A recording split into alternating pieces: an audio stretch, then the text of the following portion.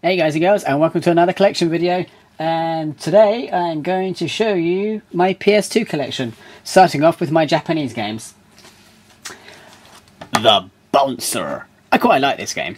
It kind of reminds me of Streets of Rage, kind of like a 3D version sort of thing. There's some screenshots here. It's not too bad. I quite liked it. It was one of the first PS2 games that I bought. Yeah, I still play it from time to time. Biohazard Code Veronica Complete. It's the version with the extra cutscenes with Albert Wesker. I'd like to actually get the Dreamcast version of this as well, just for the hell of it. Biohazard Outbreak. I can remember when I first saw this at Computer Exchange, I thought to myself, this is a Resident Evil game, isn't it? Doesn't quite look like the standard Resident Evil game that we're used to. And the fact they've gone back to the tank controls, as I believe Resident Evil 4 had come out around about this time as well. Yes, that was quite interesting. Capcom vs SNK2, Millionaire Fighting 2001. I quite like this game, but I don't play it enough because, I don't know. Probably, to be honest, it's probably one of the only Versus series that I like from Capcom, because I'm not fond of Marvel vs Capcom. Don't overly like X-Men vs Street Fighter, and I'm not really going to touch Tatsunoko vs Capcom. Now this is interesting. It's Death by Degrees, but it's actually the Chinese version. I just saw it sitting there, and I thought, and it was cheap as well. So I thought to myself, well, why the hell not? It's not a overly good game. It's playable, but I don't know. Japanese Devil May Cry. I actually haven't got that far on this because it's in Japanese and I'm not quite sure what the hell I'm supposed to be doing. And my limited knowledge of Japanese still doesn't help me. Guitar Freaks and Drum Mania V.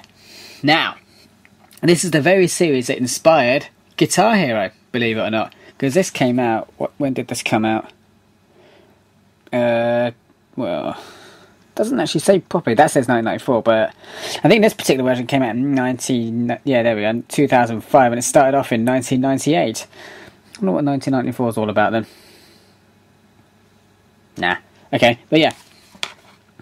I actually bought this because I played Drum Mania V in the arcades in the London Trocadero, and I got quite into it. I mean, I'm not bad at playing drums. I'm not great, you know. But, you know, I'm not bad. I'm no Joey Jordison, but, you know, I'm quite competent.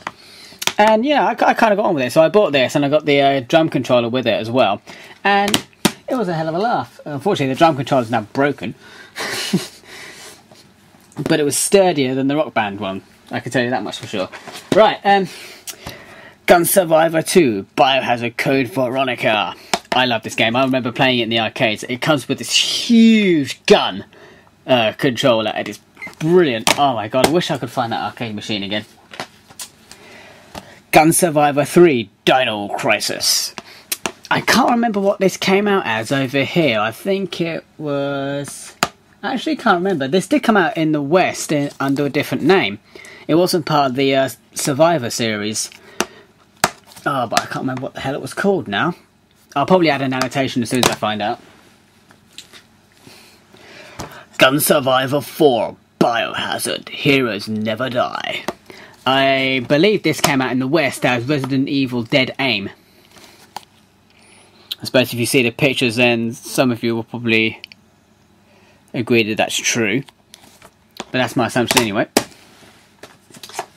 There we are. Ridge Racer 5. I love this game. A lot of people I know actually don't like Ridge Racer 5, but I think it's because that this version that I've got in my hand runs at 60 Hz, and the version that they have, which will be the European version, only runs at 50, which is a hell of a shame, because it just makes it all slow and horrible. But I like that. I remember unlocking the 99 lap trial on this, texting a mate of mine saying, right, I'm about to do the 99 lap trial. Wish me luck, and he did. And about an hour and 40 minutes later, I text him back, finished! Because that's exactly what the announcer says when she crossed the finish line for the final time. Metal Gear Solid 3. I played this for half an hour. I haven't played it since. I really didn't like it. I couldn't get on with it at all. It just felt like it changed for the worse, and I didn't like it. I don't know what, well, to be honest, the reason why I still got it is because I don't really get rid of my games, whether I like them or not. Rule of Rose. Now this was released in Europe, but it was never released in the United Kingdom for one reason or another. It was actually refused a certification. It wasn't banned as such. It was just saying, nah, that's not coming out of here. So it was just refused, really. Woo-wee. But it's alright, you know.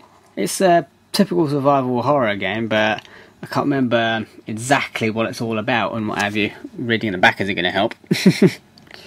But yeah, you play as this young lady here. I can't remember what year it's based in. Oh yeah, here we are, 1930 is what year it's based in.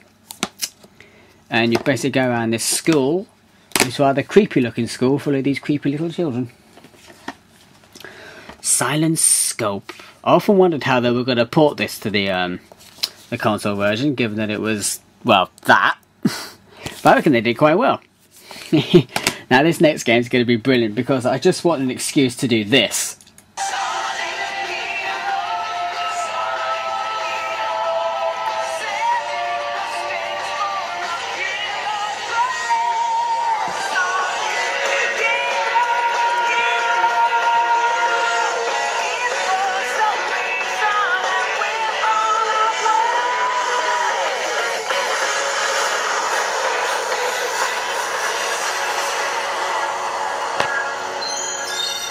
Sonic Heroes!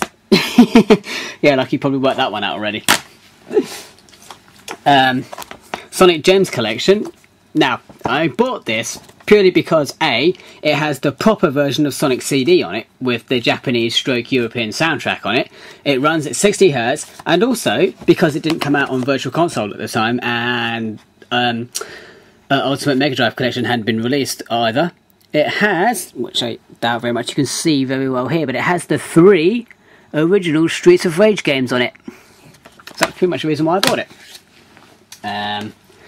Tekken 4, it's not bad, but the only thing that really lets it down is that silly little throw mechanic that they had, where you press... I can't remember the fucking button way out now. You press one set, or you press one throw anyway, and it just turns them around, and you press the other throw, and it throws them. I think that's the only thing that really let it down. It can really throw you off your gameplay, no pun intended. Tekken Tag Tournament. I remember playing this for the first time in the arcades. I thought it was brilliant. And at the time, not many other people had played it either, so I took advantage of that, and I actually got pretty impressive win streaks. Then people got good at it. And this last game I bought purely out of curiosity, and plus it was cheap as well. The Zombie vs. Ambulance. I'm not quite sure ultimately what it's all about. I assume from what the little I played of it, there's a zombie outbreak obviously, and you drive around in these ambulances and you rescue people. I could be wrong. I probably am, but who cares? It's a pretty nifty little game, and it's certainly worth the money you pay for it. Right, European games, yay! Oh, I better not do that in this video, I better change it to the next one, so I'll see you soon.